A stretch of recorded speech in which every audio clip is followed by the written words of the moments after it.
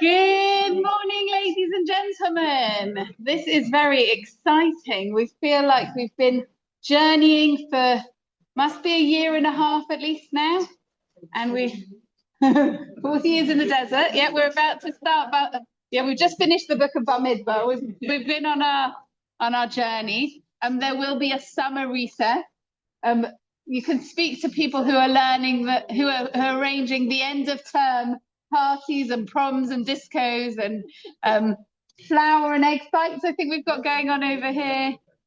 Reports will be sent out in due course, but it does feel quite special to be coming to the end of our term.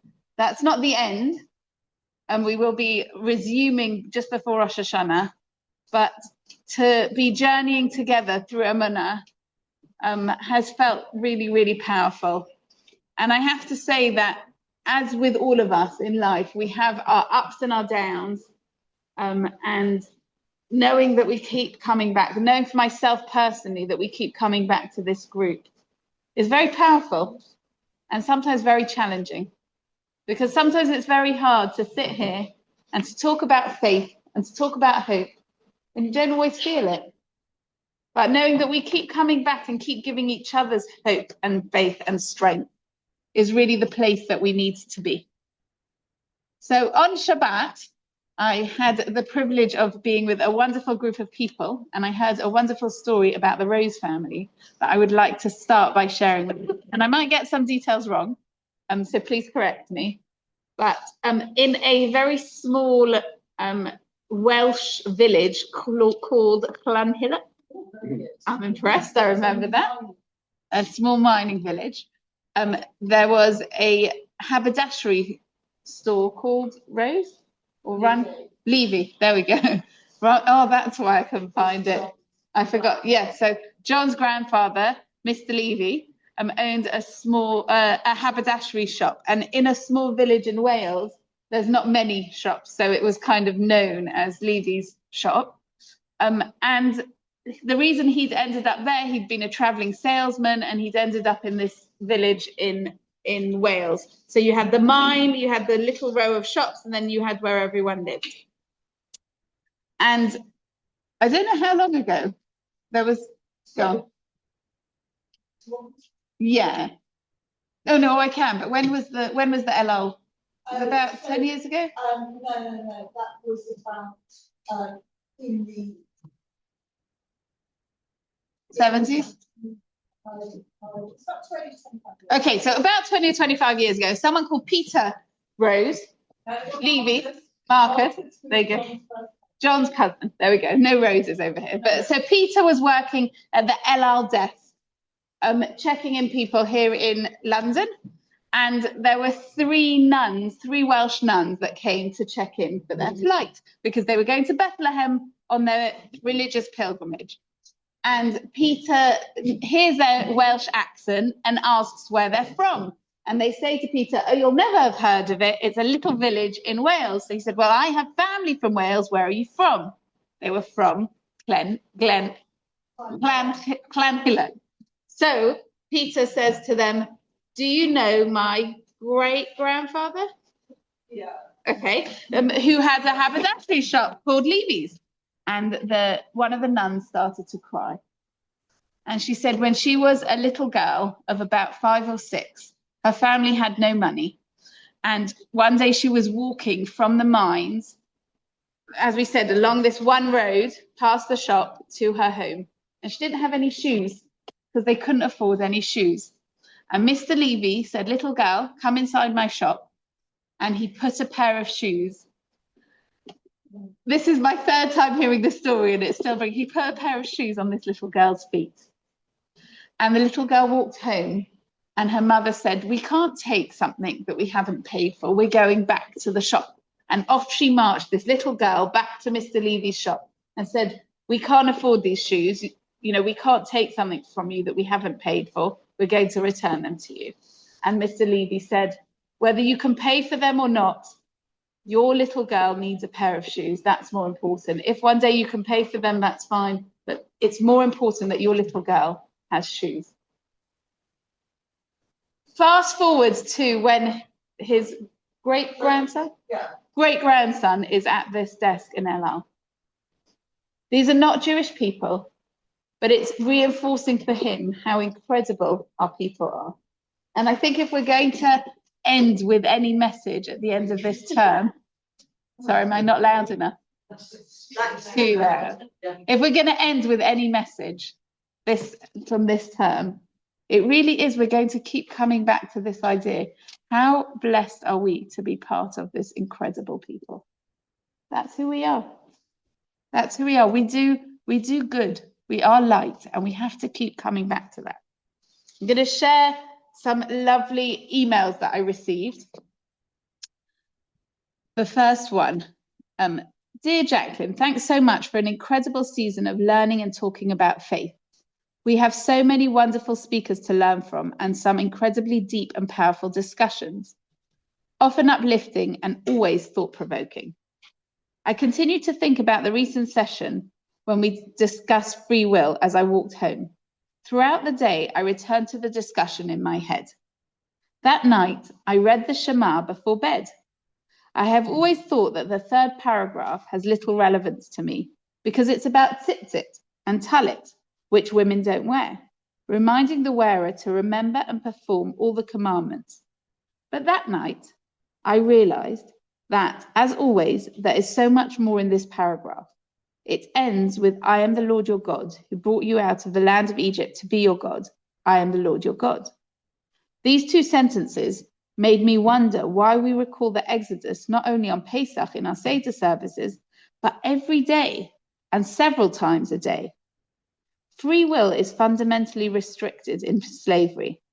How could we choose to become Jews in slavery when our ability to express our free will is so limited by the necessity to make choices focused on daily survival? Free will is essential to our well-being, and only once we have freedom to express our free will could we begin our relationship with Hashem. It is a gift that is too frequently taken for granted and too often misused. For me, Judaism is the ultimate guide to the proper use of free will, and saying the Shema daily will remind me to never again take it for granted. Have a wonderful summer break. When we left Egypt, one of the really interesting ideas was we weren't free in the way of, actually it's a really interesting concept. When the Jewish people received the Torah on Mount Sinai, one of the things they're criticized for is straight away afterwards, they ran away. But Rashi describes it as a child who's finished school. So like when we finish this session and everyone runs off and it's like summer holidays, right? That kind of like, there wasn't this like, oh, we have to move to the next place. It was, you know, Habareach Mebet HaSefer, we're running away from school. So it is interesting, this idea of when we think of freedom, and I think especially as children, maybe, this idea of freedom, we can think freedom means I've got nothing to do. And if ever anyone's been in that sort of situation where you've literally got nothing to do, and in my head, in my fantasy, I think I will love that. And then in reality, after about a day, you feel a little bit lost. When we were slaves in Egypt, we didn't have control over any of our choices. But the interesting thing is when we left, it wasn't for that kind of freedom, like everything's not structured, there's nothing, I can do whatever I like. It was, we were free to choose to serve God. So we went from slavery in Egypt to servitude of Hashem. And that's what's really interesting about this idea of free will, or about in terms of Judaism. Are we really free? Can we eat anything we want? Can we do anything we want whenever we want? No, we've got loads of rules. But if we view them as like the constraints, like we really were in constraints in Egypt, that's restrictive, that's slavery. If we view them as Hashem's love languages with us, Hashem's way of showing us the best way that we can feel this incredible connection to him, and we're choosing that through our free will, because no one can force us to keep kosher, to keep Shabbat, to not speak Lashon Hara, right? All of these things are our choice. But when we can feel that connection to him, and it means that we feel closer to him, that can really give us something that means that we're not free from, we're free to. We're not just free from being slaves, we're free to connect with God. And that's something that we need to reaffirm every single day. We need to remind ourselves we're not stuck there in Egypt. We need to connect every day. So thank you for that beautiful message to remind us that we are here with a purpose and our free will is for a purpose. Okay, this is a longer email, but it's been a long time in coming. So I'm going to share it with the group because it's really, really beautiful. So this first part was written a few years ago for a Shul magazine. During my life, I've gone from being fairly agnostic to my belief in God overtaking everything else. Going back, I've always been proud of my heritage, enjoyed Shul, loved the traditions we have, but I couldn't help but use conventional logic when it came to analyzing religion and from hearing biblical stories that were hard to comprehend, and so it had always kept me fairly agnostic, however much I tried to think otherwise. Over time, I really wanted to believe what I was telling myself, and that was, everything that happens to us is orchestrated by God for our benefit, even if we cannot see it at the time. There are times in Jewish history when we've suffered at how man's free will has been used on the most evil way on us. Miraculously and against all the odds, God has protected us, that we are still here. I began to realize over time that the more that I learned and understood, the more Emunah I would have. And Emunah can override agnostic, conventional logic. And without Emunah, we can lack hope. And without hope, meaning and happiness is hard to find. I also start to believe that God has a master plan for all of us individually. And even if his master plan for me personally is definitely not what I would have chosen for myself, I accept his plan for me, however it doesn't seem happy or the societal norm, etc. I realized by October the 8th what his plan for me was. Jacqueline, the group you have created that we all love has brought clarity to many and has helped people think some things perhaps from a different perspective. I had a usual occurrence in the group in May that just visually represented what your talks have done to the group. And I'm sorry, I didn't print the picture. I'm going to attempt to explain by starting to explain, saying I have found many wonderful things about Bushy Shul since I started coming. And it was actually not a choice or an actual move to Bushy that I did. I came to Bushy to stay at my parents' in between being in Israel after October the 7th. It was only supposed to be about a couple of weeks until I found somewhere else to live when the war was finished. But as the war continued, my intermittent stays continued until I lost my mum last year. Then it's been a matter of staying to look after my very undomesticated dad. But here's the thing. Here's another example why I believe where God orchestrates the plan for me. Because with all my imagination, I could not have thought of a shul to be bursting with such warmth, to be at it in my situation as Bushy has been. For you, the rabbi, the rabbinic team, so many friendly people, especially in such a large community, to have this in my hard year. I really thank God for providing this for me, but then of course, I also thank the free will of the people who make Bushy the most warm and wonderful kahila that it is. In the relevance of how we discuss free will, how some hold God accountable, how could he let people do evil things to each other, which become devastating, the price we pay for his gift of free will to us. Fortunately, mostly throughout our lives, we don't encounter the bad of free will.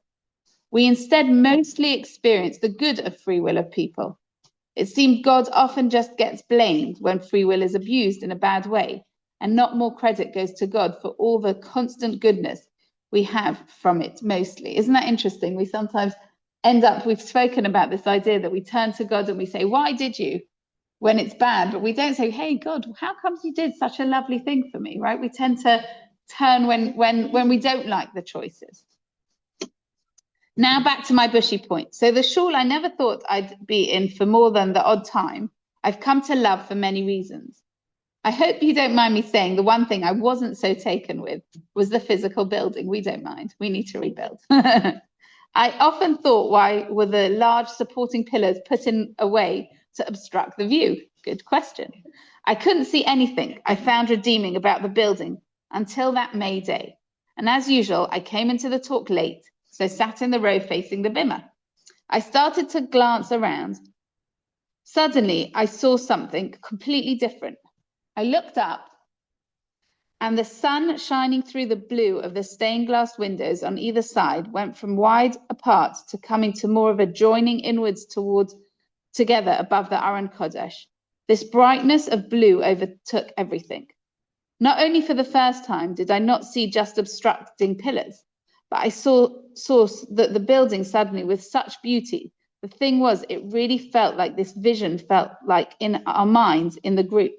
Because just as our many thoughts, questions, and opinions gradually come together during these talks to a point where we're not distracted by obstacles, from this different angle, we just see the beauty with no obstructions. Nothing about the building had changed, just my position.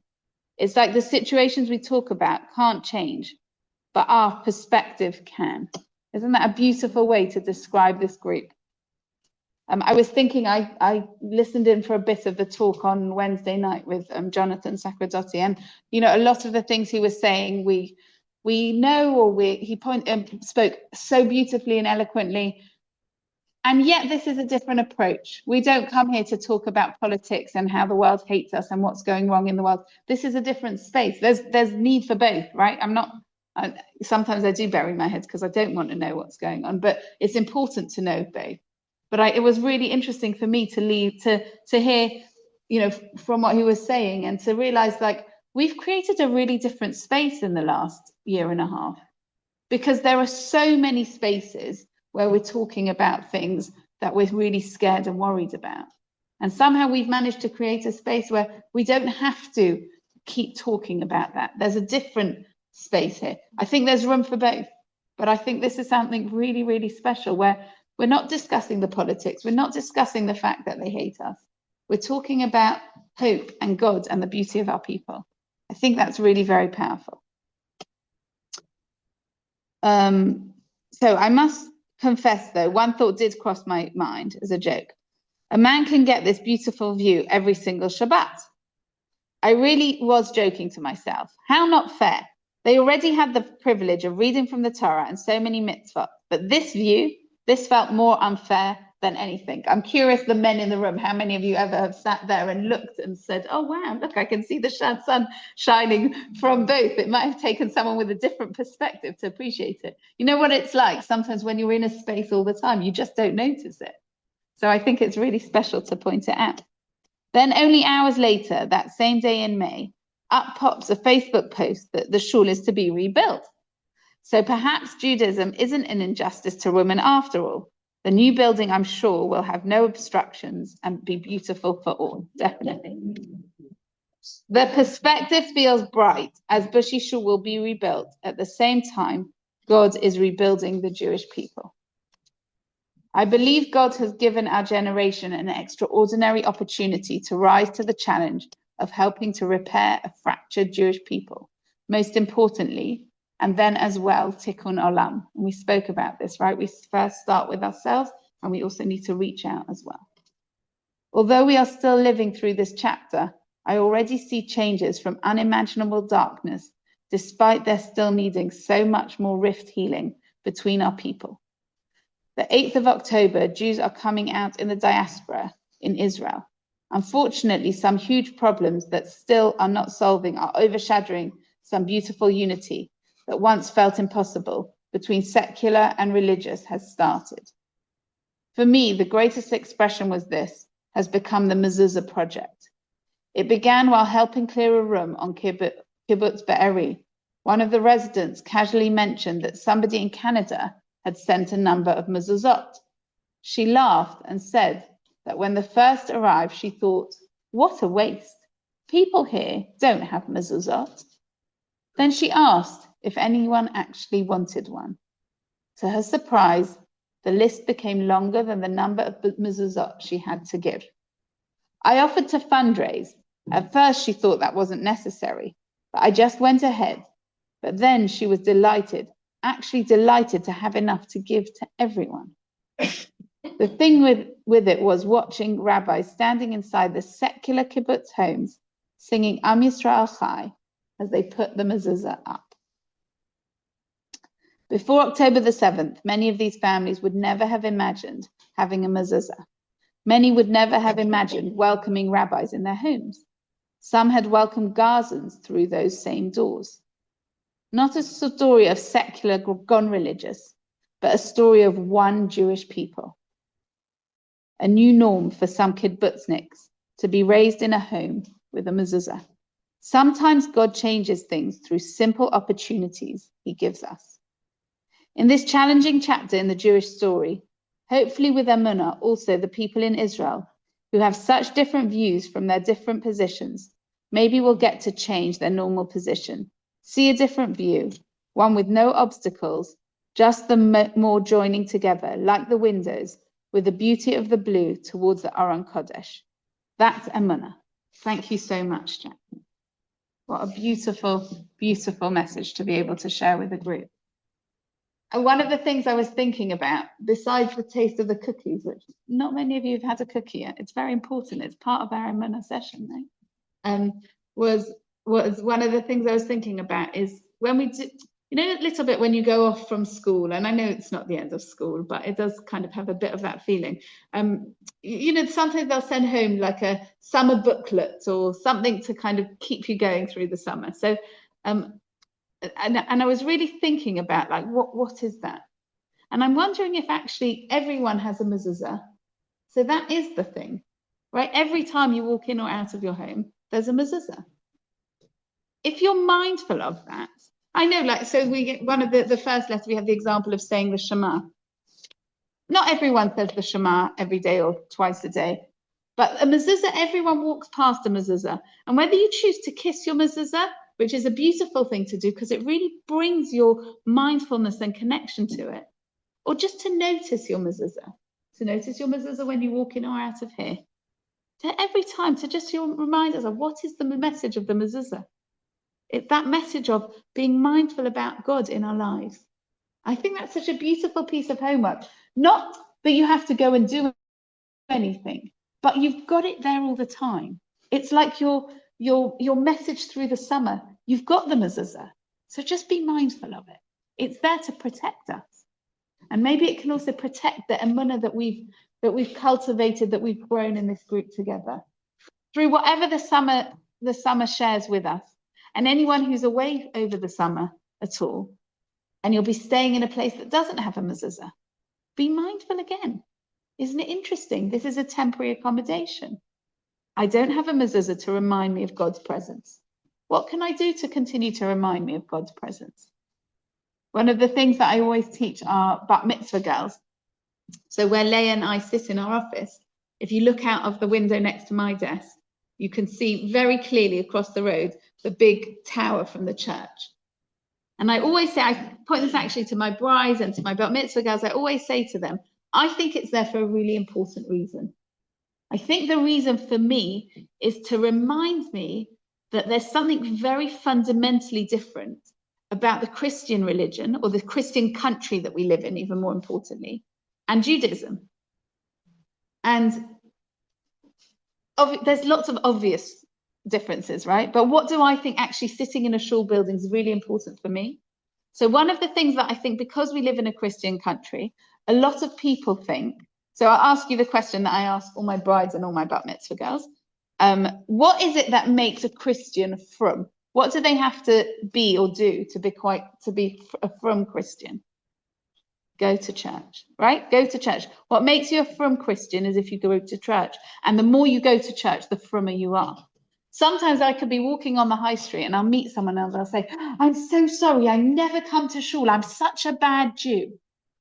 It's not true. Obviously, coming to shul is very important, and I'll get the sack if I say that you should. Right?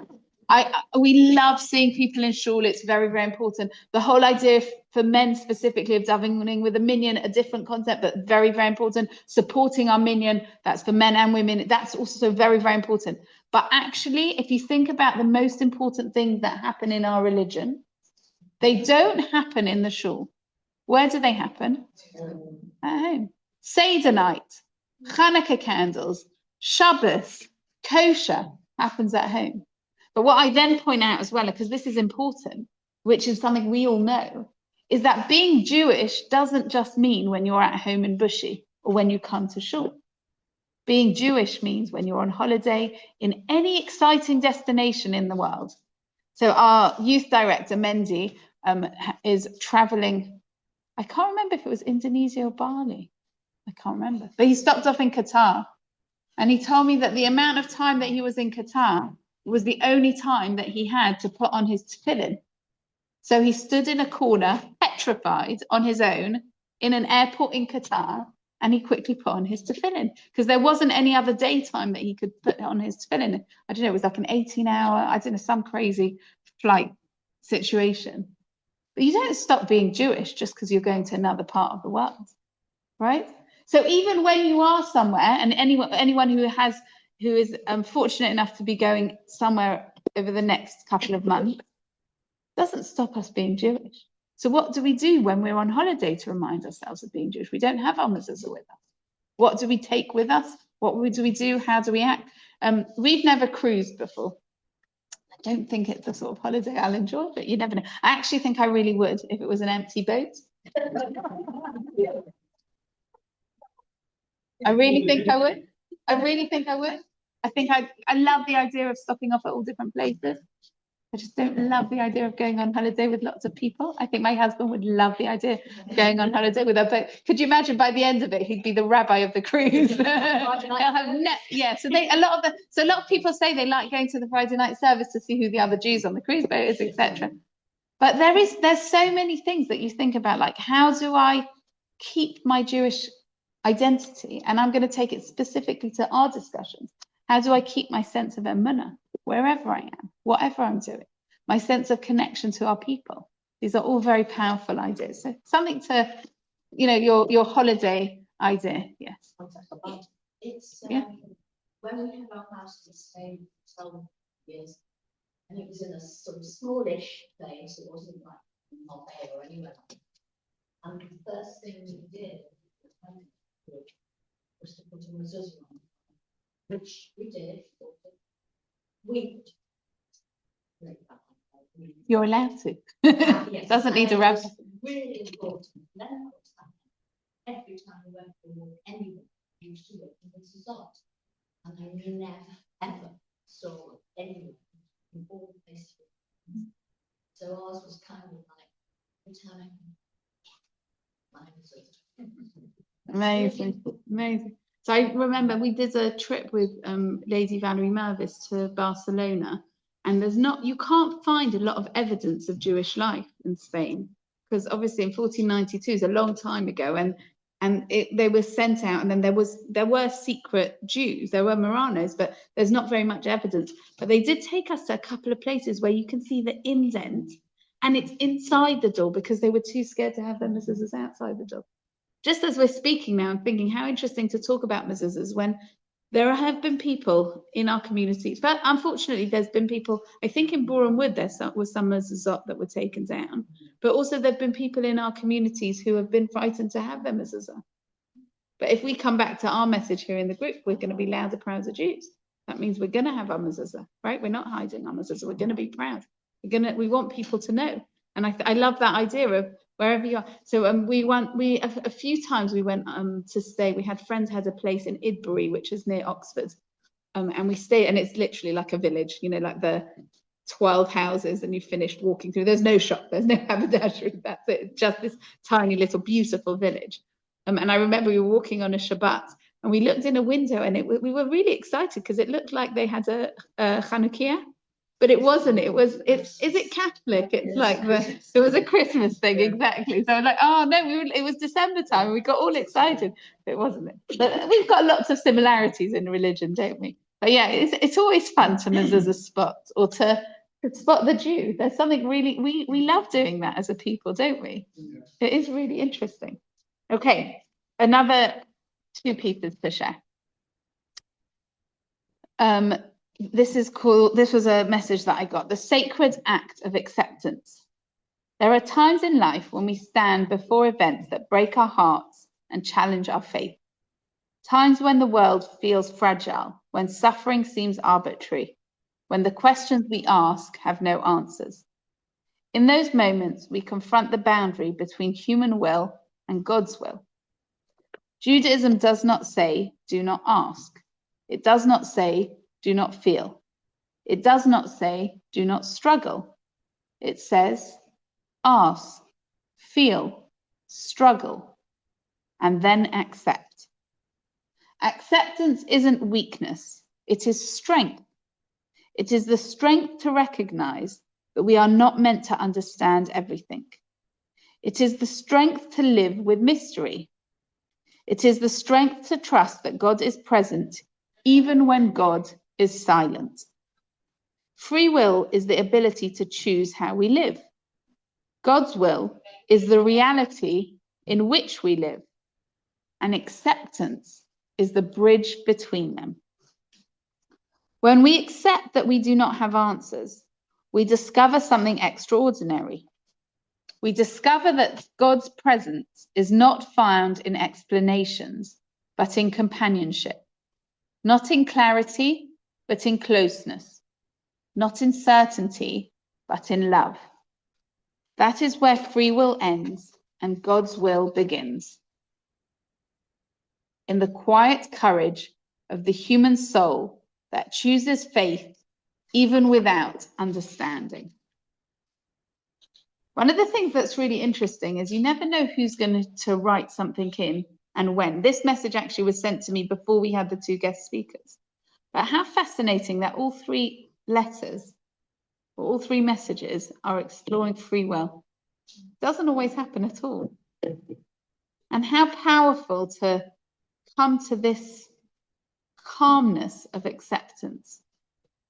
And I think that when you look back even in terms of in the Torah, when it talks about God, Moshe challenging God, or Abraham challenging God, and these struggles, and then at some point they accept. You know, if we think about the story with Sodom, when Abraham's trying to argue with God, maybe there's 50 righteous people there, you should say, but maybe there's 40, maybe there's 30, and then eventually he has to accept. That is the way of our people. We don't kind of simply just say like, okay, fine. We don't accept. You know, look at the Israeli nation, what keeps it so vibrant, but actually look at the Jewish people all around the world.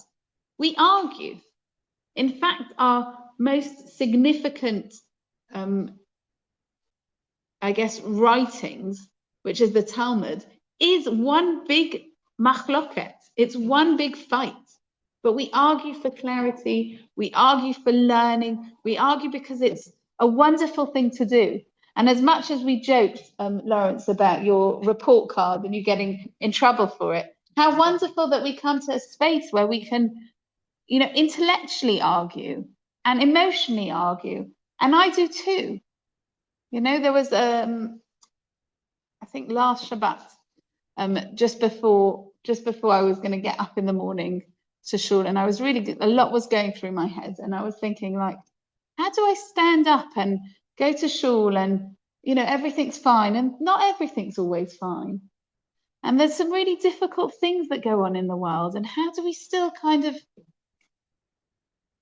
and it was actually not then, it was the week before when I was in America, that things blur a little bit. One of the things we were like debating quite a significant family decision. We've been going backwards and forwards on it. And then I said to myself, and I like the language I used even because I think it's playful. And I said, what would it be like if God really did run the world and he really knew what was right and he's going to make the right thing happen? Like, what would that feel like?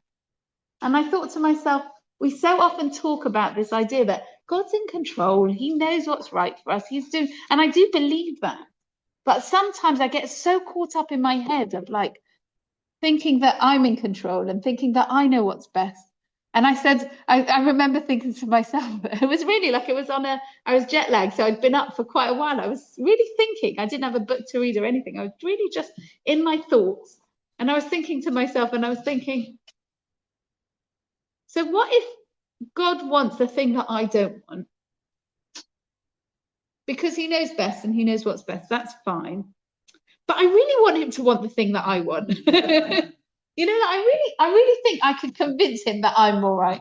And I'm like, you're ridiculous. You're talking about Hashem. Hashem who loves us more than we love ourselves, who only wants what's best for us. We just don't, that not everything always feels like it's best for us or seems like it's best for us. And very often we think we know better than him. How can we know better than the one that created us? I say something? Going back to the mezuzahs, I was quite newly married, and my husband was very ill. And my dad went through the whole of the house and changed all the mezuzah paper, literally everywhere. And he changed the paper, and he went to Shul and changed my husband's name, gave him another name. Thank God, he's 5, so that's mezuzah again. Beautiful. And Chaya Chana spoke last week about the idea of changing your name. Definitely. I think you're meant to check your mezuzahs twice every 7 years. Do you know? I think so. Is that right? So, make sure you've checked your mezuzahs. If you haven't done, get your mezuzahs checked. It's important. We want to make sure that they're the right quality, that they're the right writing. It is important. So they really, they have Muslim story aspect of the way, but really secular people are very young child, and someone just they tried everything and just change it just because it's not got reality scientific proof. So many stories have been out, and especially in Israel, IVF and miraculous things about bases, which is unbelievable. And I think people don't they just keep their individual story. They were all collectively put together this year. Wow. That's the power of a mezuzah. Yeah. Yeah. Oh, Claudia. I'm struggling with book 2 enough. Oh, sorry, I'll repeat to you that when they were collecting these mezuzahs, so many different people had different stories. So there was one person she said when her child had been very, very ill as a young child, they'd checked their mezuzah or got a mezuzah, and people who you wouldn't imagine this was important to wanted to be part of the project, and IDF bases that had been protected because they had mezuzahs on them. So much. The power of a mezuzah is really something amazing. So really, really powerful. There's also a lot of stories about things going really, really bad. So I might say to them, there's so many stories of people that you check that it might just be one letter that was wrong and changed it. Yeah. And it has a massive impact. Yeah, really, really important. So yeah, mezuzahs are very, very powerful, and what the mezuzah represents. So again, you spoke about the idea of talit and tzitzit. So even though as a woman I'm not wearing talit or tzitzit, but what does that represent? It's this consciousness of God in my life all the time. The tzitzit originally were meant to have a string of techelet, which is this blue dye. There are some people who use that nowadays. There's a whole debate about whether we know what that is. If anyone's going to Israel at any point in the near future, there's an amazing museum near Ramat Beit Shemesh, which is the biblical animal, something like that museum. And you can see all the different animals that they talk about in the Torah. And one of the things they talk about is that I think it's a special snail that has this special blue dye. What was special about the blue dye? The blue dye is meant to remind you of the sea. And the sea then reminds you of the heaven. And when you look up to the heaven, then you think of God. So it really is about this idea of being conscious of Hashem in our lives. That's really something that's very, very powerful. So whether you do or don't wear tzitzit or talit, mezuzah is something that's for everyone, but it's this idea of having this God consciousness, which is something that's so powerful. Right, you go, my phone's Oh, has he? He works with Rebbetzen. Oh, mate. What's it called? It's something like biblical animal zoo something, but it's a fascinating. Yeah, my family all held snakes and things. I did not. You'll be pleased to know. But yeah, it is an amazing. Yeah, they wrap it around your neck. It is really, really cool. But it's also about the learning side of it. Is amazing to know what the Torah talks about and to actually see the different things that they talk about. And the research he's done is unbelievable. So speaking about not failing anyone, Lawrence shared with me an article from Howard Jacobson, who I actually just did a Google to ask if he's Orthodox, and he's definitely not. He's very vehemently definitely not. He doesn't go to Shul. He's very determined that he doesn't go to Shul. But if you'll remember, he has been here. A long time ago. Okay. So he's been to our Shul. As you'll know from what we talk about, it doesn't matter how someone wants to describe themselves. Everyone has a very strong, beautiful, burning neshama inside of them. And that's really important. So it was a very long article, and I extracted two parts of it that I wanted to share. But what's really interesting in the article is it really does discuss so many of the topics that we've spoken about. Through his novels, he's really looking at different, which I've not read, but he's really looking at some of the more challenging concepts of British Jewry and some of the things that we've really been grappling with. So this is the interviewer asks him the question. There's an interesting response to danger and uncertainty that you touch on in the Finkler question. I don't know whether it's specifically Jewish, but perhaps you can comment. Libor's granddaughter, Hefzibah, is retelling a story to her non-Jewish boyfriend who, for those who haven't read it, is eager to be Jewish himself and doesn't really get the shame part. He relates more to the positive things an outsider might see in Jews.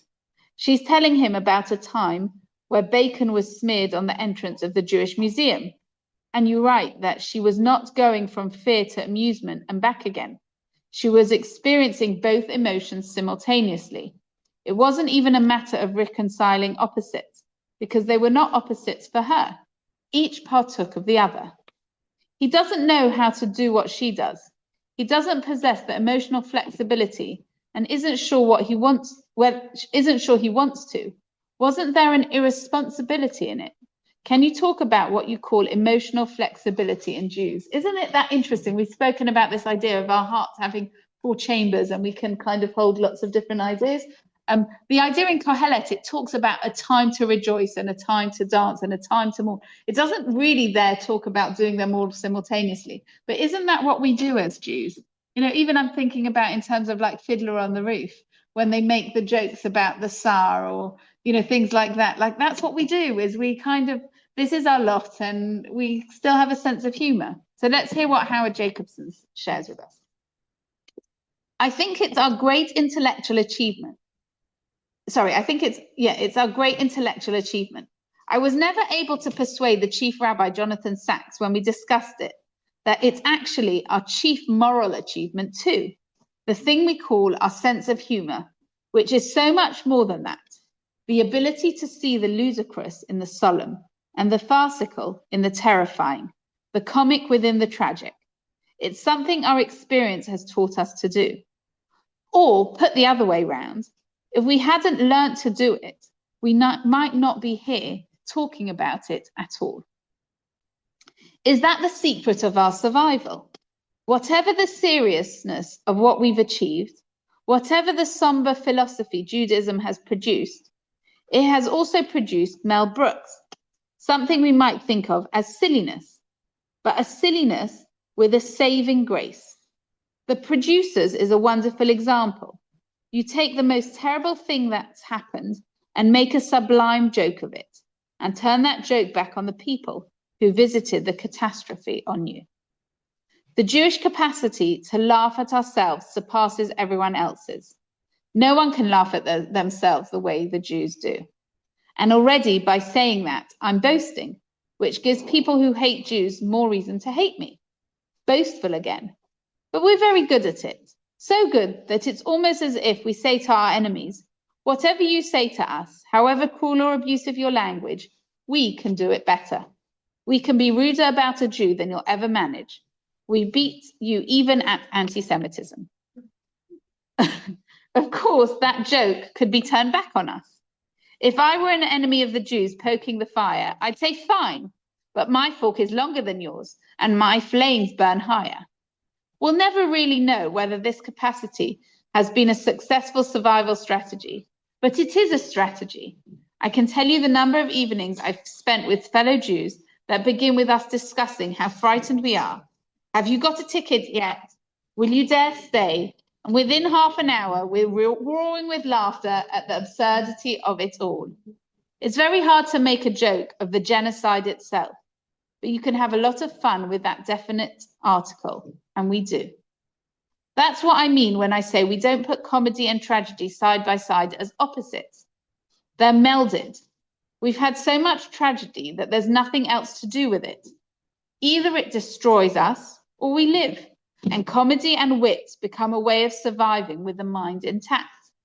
A good joke isn't just a means of making people laugh.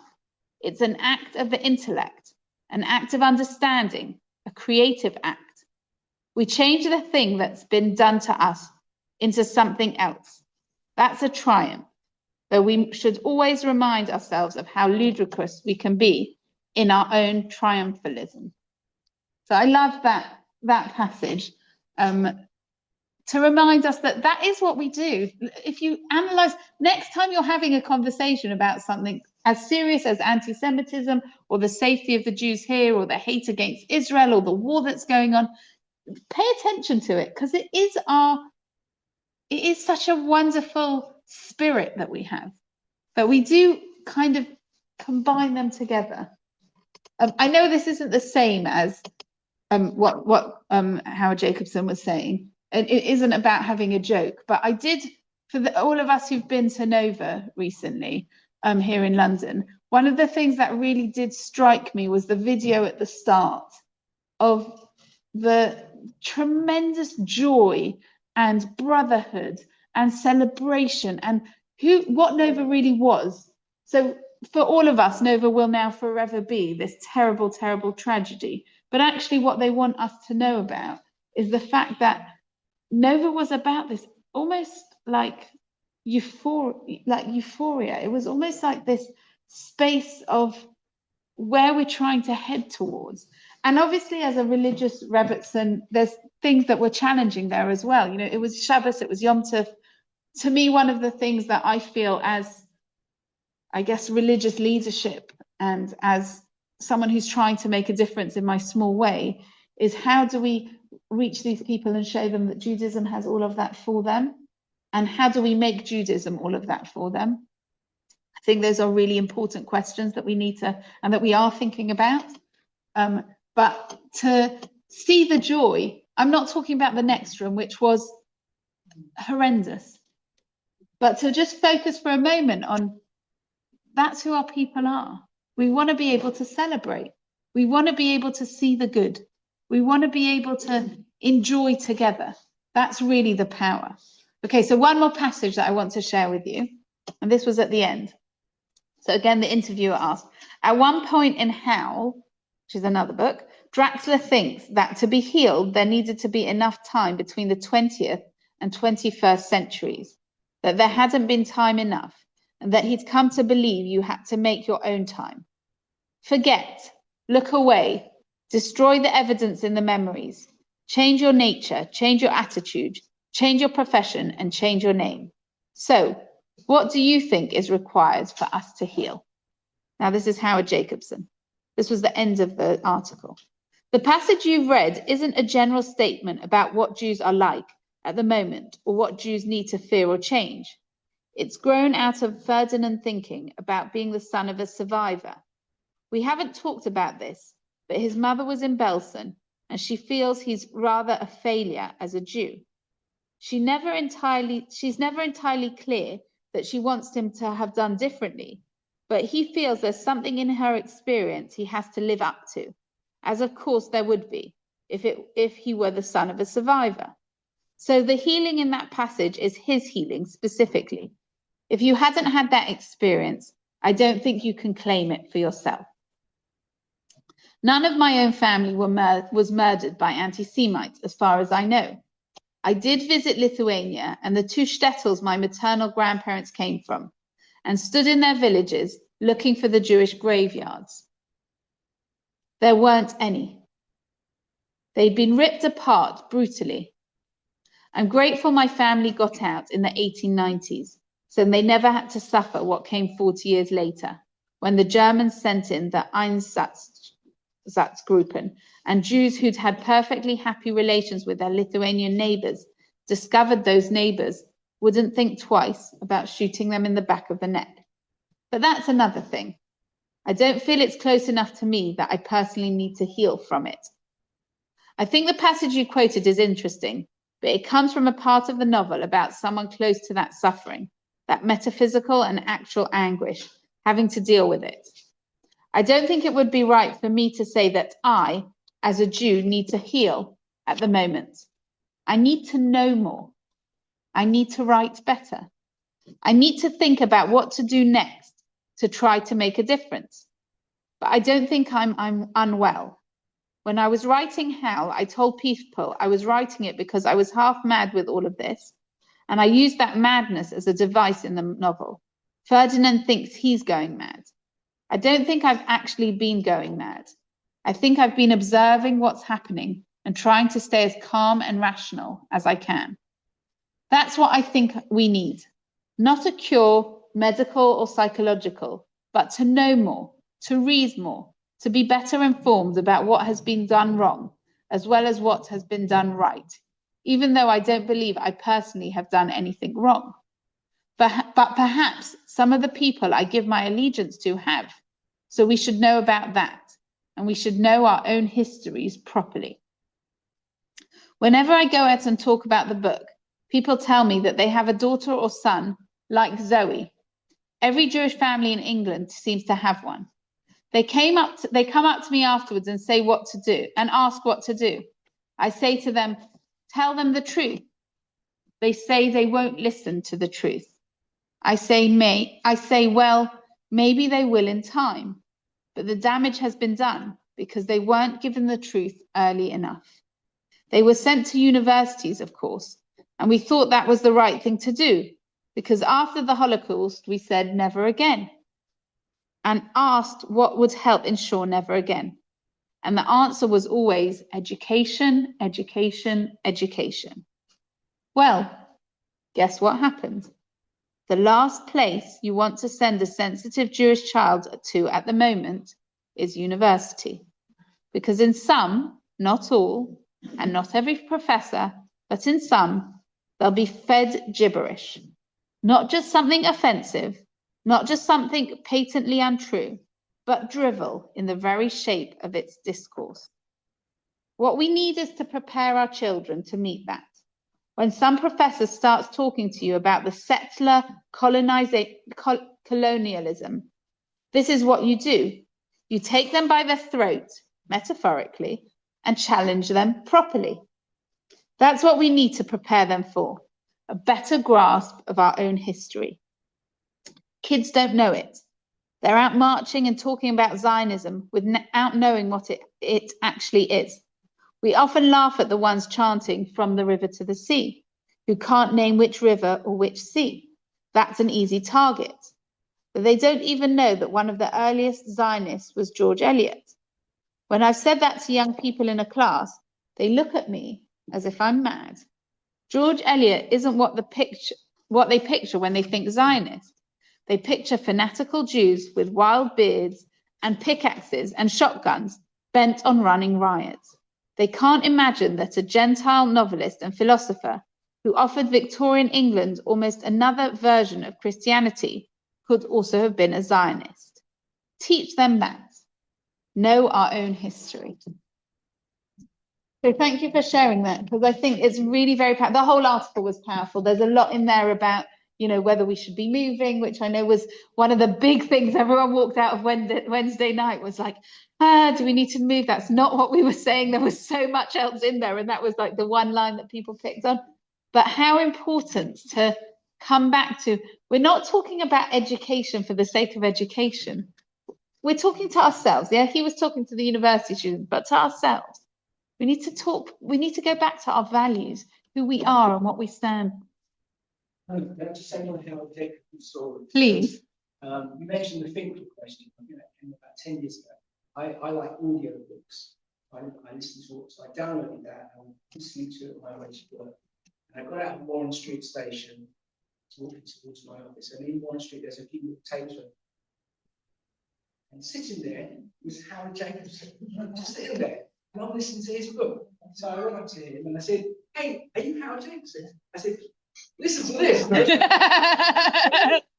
loved it. Oh. I've only done fellow Jew, and like, you know, he's like family. We are family, and that's what we're going to come back to. I love that. Well, we are family. We are family. The good and the bad and the ugly. We are family. We love each other. That's what it comes. Beautiful. We have a link to that below. Yes, I'll put it on. It's from Fathom. I'll put it on the group. Yeah, I'll put it on the group. Yeah. Yeah.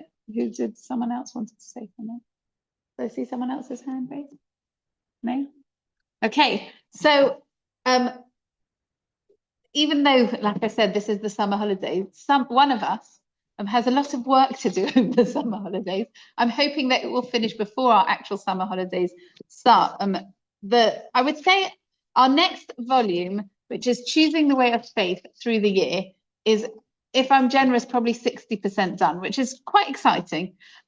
We've had a couple of sponsors, but not loads. I would love to be able to print enough books to be able to give to the community like we did last time. So anyone who would like to be part of this very special project that is really sharing what we do with the community, it really is very, very special. So definitely please be in touch. I put the link on the group, but maybe I'll post it again. But it's very exciting to be able to. So this is the last thing I want to leave you with. I said to Achanan on Shabbos, I was feeling quite tired, and it was hot, to be fair. But I said, I think it's enough now. They said, "What do you mean?" I said, after I wrote the first book, I said, I'm not doing this again. And then you all wrote these beautiful letters, and we had all these amazing sessions together. And this is it now, right? You've heard those words. Enough. Don't say book on mezuzah. Enough. Enough. But and then I said to, and you know, and the Monday group, and it's a lot emotionally sometimes. You know, we come and we lift each other, but it feels like a lot. And again, do you know, this could be the whole reason that like everything in your life has taken you to this point. I'm like, you're not helping. That's not what I was asking you to say, you know. But that doesn't help. But it is unbelievable when we come back to some of the amazing ideas we've shared together. And part of preparing for the book, I've been, as well as the group that I share with you, so that I post not too often because I don't want to drive people mad, but I post some videos and clips and things. But I also have my own chat with myself where anytime I see anything that's a lovely clip, I keep it there. And I'm in the middle now of going through them to see what I'd like to add into the book. So there's quite a lot of beautiful material. And one of the things that I was listening back to an old video from a year ago, from one of the hostages who was returned, I think in the February, who was Elia Cohen, who we've spoken a lot about, and he's, please God, going to be getting married soon to his Ziv, who he thought wasn't alive. Unbelievable. And he described, and again, it could be a story I shared, I'm not sure, but so there was someone else retelling this story, and I'm always a bit nervous because someone had heard this story and shared it. I didn't hear it from him, but it's very powerful, so I wanted to share it with you, and it's a powerful thing to go off with, I think. He was in the tunnels, and one of the things the terrorists kept saying, like the psychological torture, he was on his own. The psychological torture was, your family's forgotten about you, nobody cares, you know, they've all moved on, you're forgotten, you're not important. And which is not just the most terrible thing to say, it was so opposite from what was happening. You know how much we all were living for the want to bring them back, and we all felt this pain constantly that till they could all return. But that's what he had. And at one point, the terrorist who was guarding him fell asleep, and he left his radio on, and somehow the antenna picked up an Israeli signal, and that Israeli signal that it picked up, what I heard Elia saying was it was something of the mothers. There was some kind of protest of the mothers. What the rabbi then said is that Elia Cohen heard his mother, I'm not sure about that part of the story, but he heard the mothers talking about how much they miss them and how much they want them back. So somehow the antenna picked up, the first time he'd heard Hebrew for however many days he's been there, but it picked up this idea of them, the mothers talking about how much they want them back.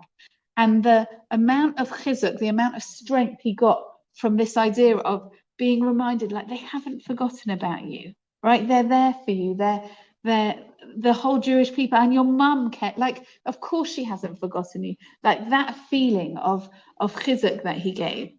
And the rabbi that was speaking about this was talking about this just before Tisha B'Av, which is really the period that we're going into now, right? We're in the middle of the 3 weeks. On Tuesday night, if you want to have meaty, make sure to eat supper early enough, because from about 9:30, I think, you can't, I don't know exactly the timing, but you can't have meat from Tuesday night all the way till the end of Tisha B'Av, unless it's on Shabbat. So that we're really going into like a very, very challenging time. But one of the things this rabbi said in terms of why we keep the 3 weeks and the 9 days and the Tisha B'Av, it's what we're saying is we're still waiting. We're still missing. We haven't forgotten about you. We haven't forgotten that there is a better place that we need to be in.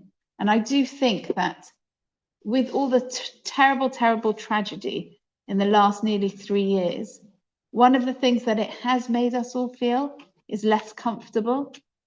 And I'm not sure that that's a terrible thing, especially at this time of year. It's not a bad thing that we know that this isn't our settled forever kind of place, right? We're the wandering people, but there is somewhere we miss and we want to head back to. And yes, it's thousands of years ago, but we still have this sense of we want to go back. And I'm not actually talking now about saying we should all be going on Aliyah, because you know that that's not the message that I've shared. If it's right for you, we're here to support anyone. But I'm not talking about just moving to Israel. I'm talking about we want Israel and the world to be in a different place. That's the yearning. That's what we're really missing. We're saying, I haven't forgotten that this isn't the ideal way that we're meant to be.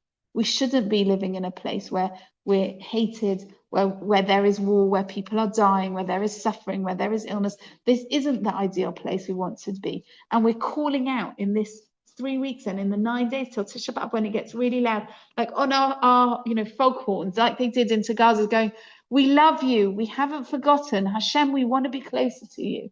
That's what this time's really about.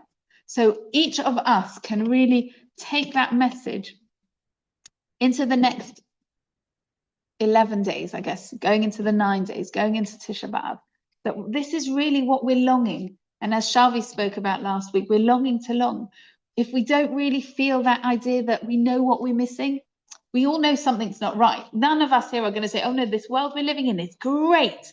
Everything's wonderful. We want it to stay just the way it was. Of course not. That's not what we're talking about. But this longing to long and knowing that we want to be in a different place. And we want Hashem to know we haven't forgotten. We haven't forgotten about him. We haven't forgotten about Israel. We haven't forgotten about Jerusalem. We haven't forgotten about the temple, even though none of us knew about it. And I'll just end with the last part. One of the other clips that I saw was someone interviewing an Ethiopian Jew who was describing when she was a little girl and she came to Israel as an Ethiopian Jew. She was so sure. And the way she'd been raised was, if you're a really good girl, one day you're going to go to Israel and you're going to go to Jerusalem and you're going to go to the temple, because they didn't know that we didn't have a temple. She was so sure that she was going to Jerusalem and the temple. And all of us should really have that sense, whether you get to fly to Israel or whether you're sitting here thinking about Israel. It's not just, I don't want to go to Tel Aviv and Jerusalem and the old city and the way that it is now. I want to go there and I want there to be our temple. That's what we're missing. That's what we haven't forgotten about. We really want to get to that place. So please, God, everyone should have a wonderful summer. I'm sure I'll still be seeing you around. We're not going anywhere. But enjoy the break from our Monday morning, but also stay in touch with each other and in touch with me.